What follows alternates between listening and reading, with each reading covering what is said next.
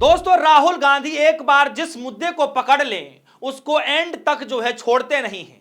Vote चोरी के मसले को लेकर राहुल गांधी लगातार प्रेस कॉन्फ्रेंस कर रहे हैं और उससे पहले भी वोट अधिकार यात्रा बिहार की धरती से ऑलरेडी 16 दिन का वो निकाल चुके हैं और कई सारी प्रक्रिया लगातार सामने आ रही हैं कि राहुल गांधी जी वोट चोरी के मसले को गर्म रखना चाहते यानी छोड़ना नहीं चाहते। अब सवाल यह आ रहा है कि क्या राहुल गांधी ने जो एक हफ्ते का समय ज्ञानेश कुमार को दिया है, क्या लगता है कि ज्ञानेश कुमार इस्तीफा दे देंगे या फिर जो सीआईडी सवाल पूछ रही है, जो पत्र दाखिल किए जा रहे हैं, जो सवाल पूछे जा रहे हैं सीआईडी की तरफ से, वो जवाब दिया जाएगा सीआईडी को।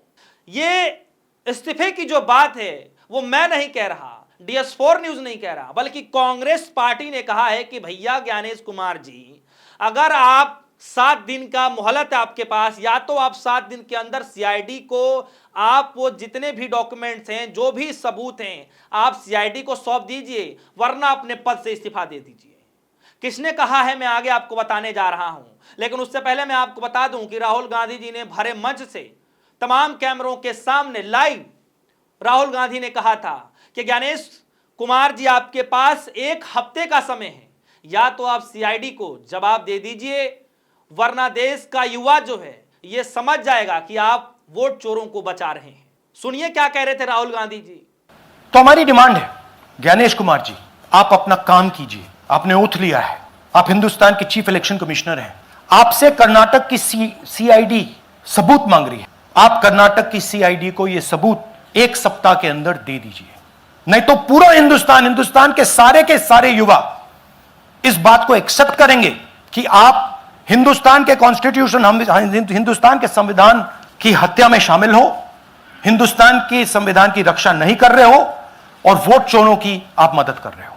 तो दोस्तों, ये राहुल गांधी ने कहा था और अब सवाल उठ रहा है कि क्या सच में ज्ञानेश कुमार के पास कोई रास्ता नहीं बचा है और वो इस्तीफा दे देंगे। यह मुझे नहीं पता कि क्या सच में वो इस्तीफा देंगे या नहीं देंगे, लेकिन इतना जरूर है कि राहुल गांधी ने दबाव भरसक पूरा बना दिया है। बना इस कदर दिया है कि ज्ञानेश गुप्ता को जवाब देते नहीं बन रहा है। ज्ञानेश कुमार जी जवाब देते नहीं बन रहे हैं, उनसे जवाब नहीं दे पा रहे हैं। सिर्फ एक ही जवाब दे रहे हैं कि राहुल गांधी जी बेसलेस जवाब दे रहे हैं, कोई जानकारी पुष्टि नहीं है, कोई इस तरीके का चीजें नहीं है, गलत बयानबाजियां की जा रही हैं, सिर्फ इस तरीके से जवाब दिए जा रहे हैं। और मैं आपको बताने जा रहा हूं कि किसने कहा है कि उनको इस्तीफा दे देना चाहिए अगर 7 दिन के मोहलत, अगर आप सीआईडी को जवाब नहीं दे पा रहे हैं। लेकिन उससे पहले मैं आपको एक बात और बता दूं कि राहुल गांधी अब सीधे तौर पर प्रधानमंत्री मोदी जी का जिक्र नहीं कर रहे हैं, सीधे तौर पर गृह मंत्री अमित शाह जी का जिक्र नहीं कर रहे हैं। जानते हैं हम सीधे तौर पर किसका जिक्र कर रहे हैं?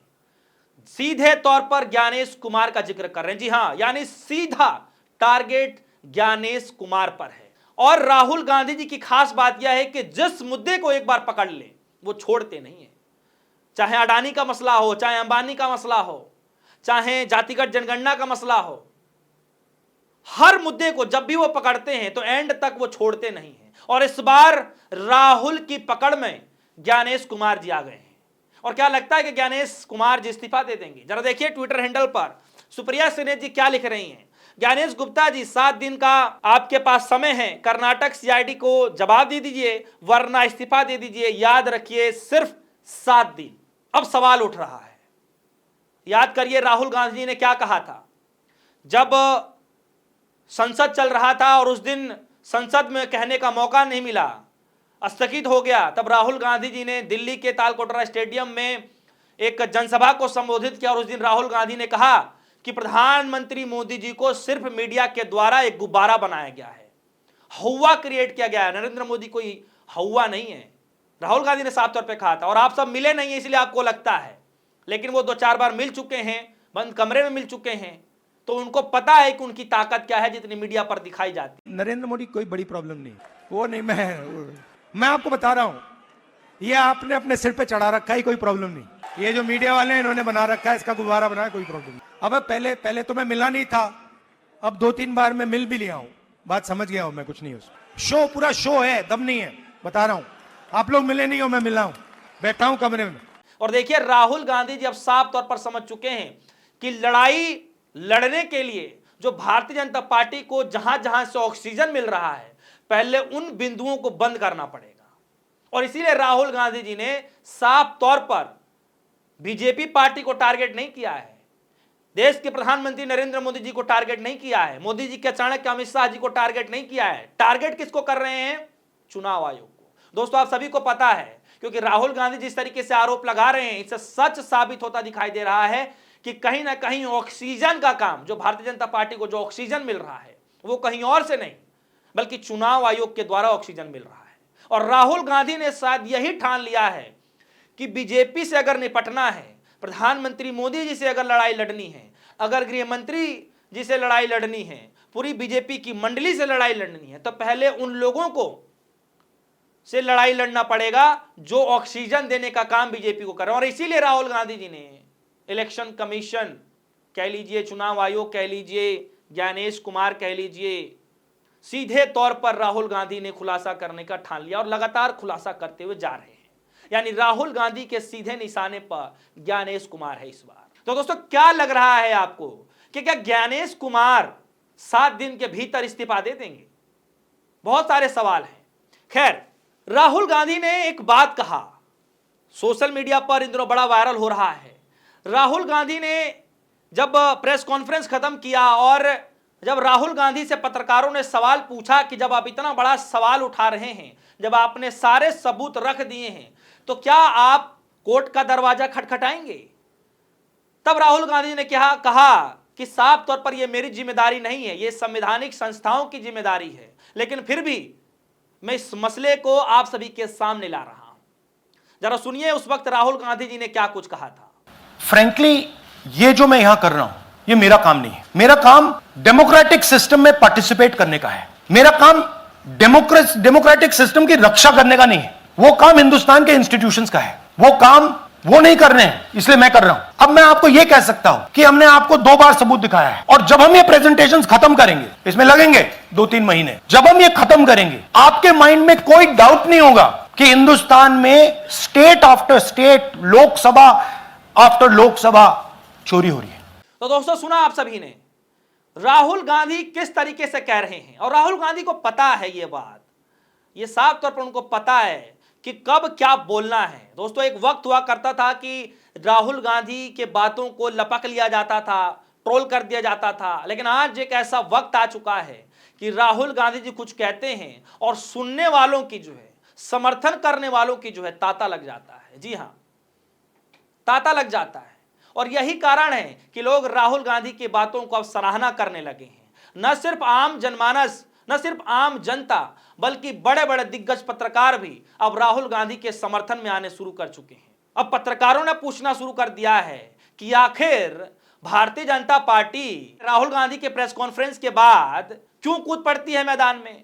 दोस्तों, आपको याद होगा कि राहुल गांधी प्रेस कॉन्फ्रेंस करते हैं बिना मोदी जी का नाम लिए, बिना जो है अमित शाह जी का नाम लिए, बिना बीजेपी का नाम लिए, लेकिन प्रेस कॉन्फ्रेंस करने बीजेपी आ जाती है। सवाल ज्ञानेश कुमार जी से पूछा जाता है, सवाल चुनाव आयोग से पूछा जाता है, प्रेस कॉन्फ्रेंस बीजेपी करने लग जाती है। तो सवाल पूछा जा रहा है कि भारतीय जनता पार्टी आखिर चुनाव आयोग की वकालत क्यों कर रही है। ऐसी क्या मजबूरी है कि चुनाव आयोग से सवाल पूछा जा रहा है, ज्ञानेश कुमार से सवाल पूछा जा रहा है, और वकालत करने के लिए वकील बन जाती है इलेक्शन कमीशन का भारतीय जनता पार्टी। क्यों बीजेपी को जो है वकालत करनी पड़ रही है इलेक्शन कमीशन की? ऐसी क्या मजबूरी है? दोस्तों, ये बहुत बड़ा, आप समझिए, एक बहुत बड़ा नैरेटिव सेट किया जाता है कि किस तरीके से ज्ञानेश गुप्ता कुछ कहेंगे तो उसका अलग मीनिंग निकलेगा, भारतीय जनता पार्टी कहेगी तो जो चाहने वाले जो लोग हैं बीजेपी के, जो एक मंडली है, वहां तक किस तरीके से गलत नैरेटिव पहुंचा दिया जाएगा व्हाट्सएप यूनिवर्सिटी के द्वारा, और वही दिन रात जो है ट्रेंड किया जाता है, चलाया जाता है, लोगों तक पहुंचा दिया जाता है, और आज तक यही सब चीजें बातें चलती रही हैं। तो बीजेपी को यह पता है कि राहुल गांधी जी पुख्ता जब सबूत रखेंगे तो उसका बचाव क्या करना है। हालांकि अभी तक न देश के गृह मंत्री अमित शाह जी ने खुले मंच से यह बोला, राहुल गांधी जी का जिक्र करते हुए, हाँ, हालांकि वोट अधिकार यात्रा को लेकर के अमित शाह जी ने बोला, लेकिन इस प्रेस कॉन्फ्रेंस के बाद अभी तक कोई जवाब नहीं आया। देश के प्रधानमंत्री मोदी जी गुजरात दौरे पर हैं, लेकिन अभी तक एक भी जवाब नहीं आया। कई सारे सवाल हैं और राहुल गांधी ने यह साफ तौर पर बता दिया है कि आपके पास 1 हफ्ते का समय है, यानी चुनाव आयोग या फिर ज्ञानेश कुमार के पास महज 1 हफ्ते का समय है। और जिस तरीके से कांग्रेस पार्टी के लोगों ने कहना शुरू कर दिया है कि आप 1 हफ्ते के अंदर या तो सीआईडी को जवाब दे दीजिए वरना आप अपने पद से इस्तीफा दे दीजिए। अब ये मुझे नहीं पता कि ज्ञानेश कुमार जी के पास मात्र 4 दिन का समय बचा है, वो अपने पद से इस्तीफा देंगे या फिर सीआईडी को वो जवाब देंगे, जो सीआईडी 18 महीने में 18 बार पत्र लिख करके जवाब मांग चुकी है। हालांकि राहुल गांधी जी तैयारियों में हैं। यह तो सिर्फ एक छोटा सा ट्रेलर था। राहुल गांधी जी की भाषा में कहूं तो राहुल गांधी ने साफ तौर पर कहा था कि जो भी वो कुछ कर रहे हैं सिर्फ ट्रेलर के तौर पर है। बड़ा जो खुलासा करेंगे, हाइड्रोजन वाला जब खुलासा करेंगे उस पर देखना बड़ा दिलचस्प होगा। जी हां, और इसीलिए राहुल गांधी जी ने अपने प्रेस कॉन्फ्रेंस में सबसे पहले कहा कि एस बॉम्ब नहीं है, लेकिन फिर भी उस खुलासे से भी बड़ा खुलासा वो करने जा रहे हैं। और किस तरीके से उन्होंने खुलासा किया था, आपके जहन में क्या कुछ चल रहा, क्या लगता है कि ज्ञानेश कुमार के पास अब 4 दिन का वक्त रह गया है राहुल गांधी जी के दिए गए वक्त के अनुसार? क्या लगता है कि अब उनके इस्तीफे की मांग तेज होगी? क्या लगता है कि वो खुद ब खुद आएंगे और इस्तीफा दे देंगे? क्या लगता है कि मोदी जी अब उनकी कुर्सी बचा पाएंगे? क्या लगता है कि मोदी जी के चाणक्य अमित शाह जी ज्ञानेश कुमार की कुर्सी बचा पाएंगे? या नैतिकता के आधार पर जो सवाल पूछे जा रहे हैं, ज्ञानेश कुमार जी अपना खुद ब खुद अपनी सीट छोड़ देंगे, गद्दी छोड़ देंगे? कई सारे सवाल हैं। क्या लगता है आपके मन में क्या कुछ चल रहा है? वीडियो कमेंट सेक्शन में राय जरूर रखिएगा। फिलहाल के लिए दीजिए इजाजत। देखते रहिए डिस्कस न्यूज़। धन्यवाद।